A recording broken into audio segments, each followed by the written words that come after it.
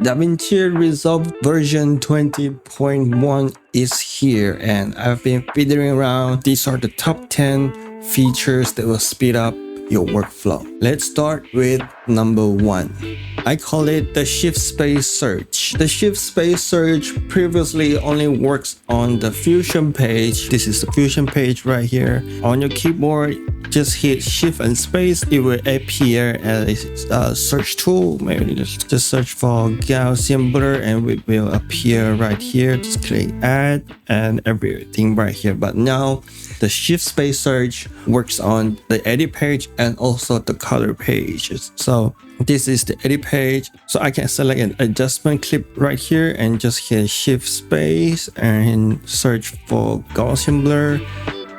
And voila, there it is. It's on the adjustment clip right here. And for the color page right here, we are the color page. We can also just go to Shift+Space and also Gaussian blur. And just click on it and we got our effect apply on our node. Next, number 2, 20.1 now supports WebP image file, so you don't have to convert your image anymore and just go to, this is a WebP image file. You can see WebP image file. We can now just drag and drop right here on our timeline. We don't need to convert it anymore. And Resolve now also supports live update on our image file. So let's say I have a image right here and I want to change the source, and I can just go to the source folder. Let's open the photo, and let's just say I just want to make a tiny change. Let's give it a rough example. Let me circle the sun right here and then just hit save. And then let's go back to Resolve. Right there, it's updated in our Resolve. Number 4, the Retime Speed Curve can now be edited in the timeline. I just said this one. Click on our keyframe right here, keyframe tray, open up keyframe tray. Okay, the keyframe tray is right bottom here. Let's just drag it up a little bit. Click on these 3 dots right here and hit this display all video parameters. And right here we can see everything. And then let's go down here to Retime Speed. Let's get a keyframe right here. On here, just add a keyframe right here. Add a keyframe. Add another keyframe. Right here at this curve, we're gonna enable this. And right here we can see our curves. Now with our Retime Speed right here selected, we can drag this up and down. Let's use Trim Edit Mode right here, and then we can change this. And then you can see the length of this footage is also changing at the time of our footage. And then right here we can select this keyframe, and then we can also right click and choose easy in and out. And now we got a speed ramp. How easy is that? Number 5 now supports import audio or import video only. What it means is that let's say this video right here, this is my screen record on my phone, and right here I can pick and choose. If I use any of these two right here, I can choose between insert video and audio, or insert video only, or insert audio only. And this can save a lot of time if you're using it right. So let's move on to our color page. We have a new effects in our color page, which let's go here, and it is the split tone effects. Let's split tone effects. You can draw our split tone effects right on top of the, and you can see it's kind of, split toning.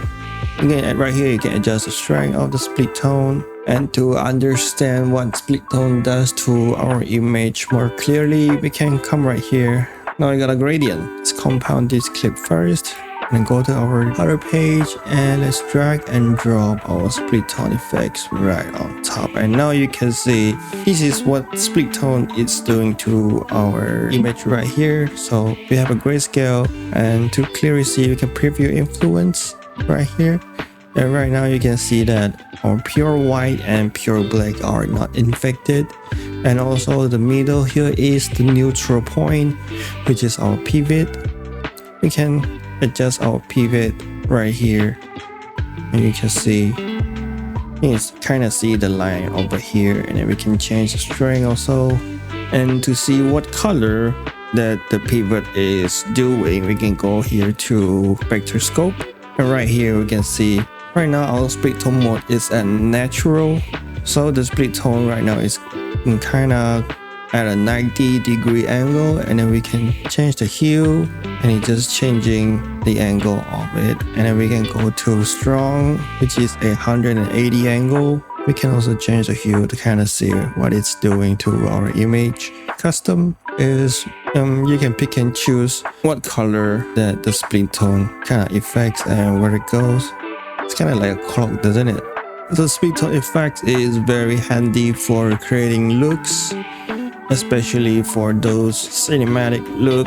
So I just drag and drop the split tone effects on this footage right here, and right now it looks very cinematic already. Right, next in our color page is also a new FX called the ColorTone Diffuser. Yes, this ColorTone Diffuser. This ColorTone Diffuser is good for creating your own look. We can also enable this 3D LUT compatible to create your own LUT. We got presets right here we can play with. You got tilt soft, high tilt, contrast, config coach, inner crunch, and also some of the fun stuff that you can play with. And next is a update on our glow effects. So let's go to this footage right here. Let's apply a glow, and yeah, this is glowing right here. Right now the glow effect, we can toggle between glow source region. We can see where it is glowing, and then we can see the effect that it is creating, and we can also click glow alone to see the effect that it is creating, and also the final result of what's happening. And right down here we also have a secondary glow to make your glow glow. The effects right here, we got also a new atmosphere settings right here, and we can click this at atmosphere. Let's see the glow alone, so you kind of know what the atmosphere is doing. So when I close this, it looks kind of like this. It's just glowing, and then when you add atmosphere, it's kind of have like a fog effect to it. So if you're creating a scene that is shot in the night or somewhere foggy, this feature is very useful to have more control over what's glowing, and also you can let it glow. So the next effect is gonna be the update in the face refinement effects, also in the color page. Right here I have my footage right here. Let's drag and drop it into our timeline. Let's go to face refinement. Let's go to face refinement and track it real quick. Detect face, track this one. So the problem with face refinement is that sometimes when we refine our face too much, we tend to lose the detail in the faces. Also smoothen out a little bit too much, and also the grain is also being smoothened out a little bit too much. And right down here at grain, we can add grain back to our skin right here to the right amount, so that it's not too obvious that we add too much grain to our image. And the final feature is that right now Resolve 20.1 can now record in 32-bit float, which means that we can record with more dynamic range for our audio. To enable it, we just need to go to this gear icon right here and go to our Fairlight and enable this. Use 32-bit float recording right here and just hit save, and that's it.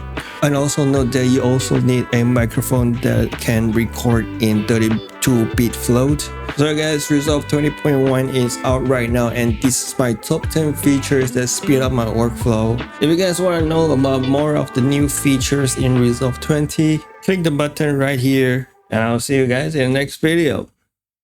Bye.